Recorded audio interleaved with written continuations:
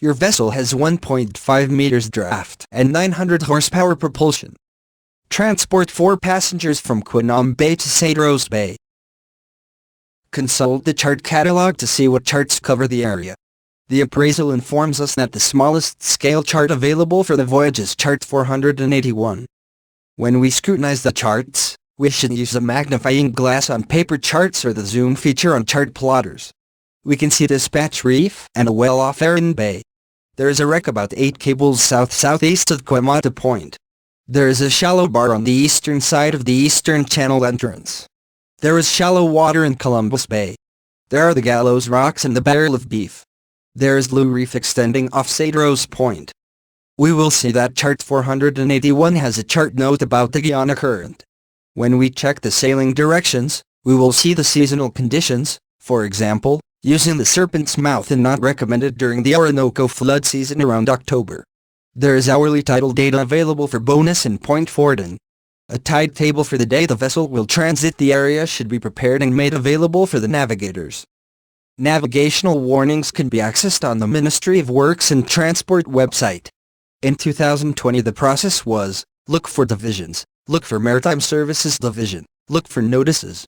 We look at the navigational warnings for the area to see if there are any rig moves or other tows passing through at the time you will be there. When selecting waypoints we have to justify their position.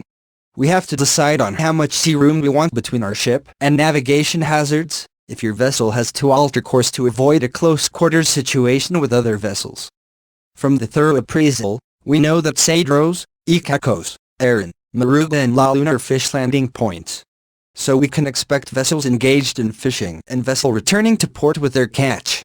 We know that trawlers operate on the south coast and they can be found close inshore near shrimp breeding grounds. We have to decide on how much sea room we want between our ship and navigation hazards, if your vessel has to alter course to avoid a close quarters situation with other vessels. The location of waypoints governs the distance the course line is from navigational dangers. On the coast, we could be talking about clearance distances in meters, not miles. When we are operating in strong currents we will have to think in meters per minute. A vessel proceeding at 12 knots will travel 0.1 nautical miles or 185 meters in less than 30 seconds.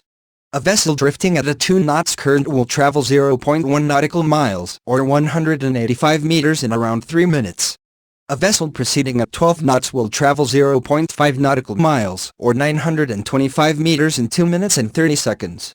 A vessel drifting at a 2 knots current will travel 0.5 nautical miles or 925 meters in around 15 minutes. A vessel proceeding at 12 knots will travel 1 nautical mile or 1852 meters in 5 minutes. A vessel drifting at a 2 knots current will travel 1 nautical mile or 1852 meters in around 30 minutes. A straight line from Quinam Bay to Quemada Point passes too close to Taparo Point. Navigators decide on a distance off and create a waypoint to bend the straight course. Navigators sometimes refer to this as making a dog's leg. A waypoint at or close to the boat's position is chosen. The waypoints are plotted on the chart and the latitude and longitude coordinates are recorded. We had previously selected a waypoint off Taparo Point for the dog leg in the course. The waypoints are plotted on the chart and the latitude and longitude coordinates are recorded. A waypoint 0.5 miles north of the wreck off Quemada Point is plotted. The waypoints are plotted on the chart and the latitude and longitude coordinates are recorded. A waypoint 0.5 miles west-southwest of the Punta del Arenal light is plotted. This waypoint offers a view of the eastern channel before the vessel approaches the channel. The waypoints are plotted on the chart and the latitude and longitude coordinates are recorded. A waypoint 0.8 miles north-northwest of the Punta del Arenal light is plotted.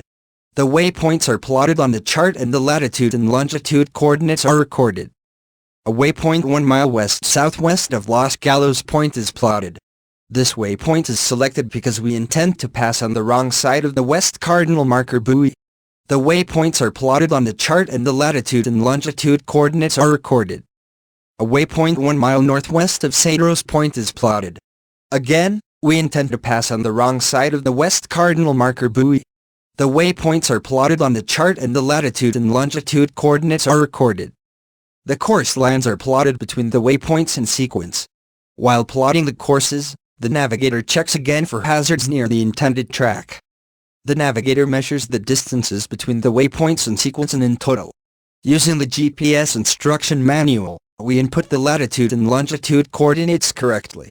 We then compare the courses and distances obtained on the chart with the courses and distances obtained from the GPS.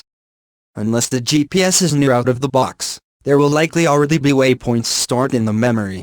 In any case, the set will assign a waypoint number, if there is sufficient memory to store your waypoints. If there is not enough memory, you will have to free up memory by deleting old waypoints. Many GPS sets will have a feature to name waypoints also. The waypoints can be input in any order. To create a route, we go to the appropriate part of the menu and select waypoints in the sequence for the route. When the route is saved, we check the courses and distances displayed on the GPS with those done manually on the chart. This close to shore there should not be over-reliance on GPS for position fixing. We should consider that a vessel drifting at a 2 knots current will travel 0.1 nautical miles or 185 meters in around 3 minutes.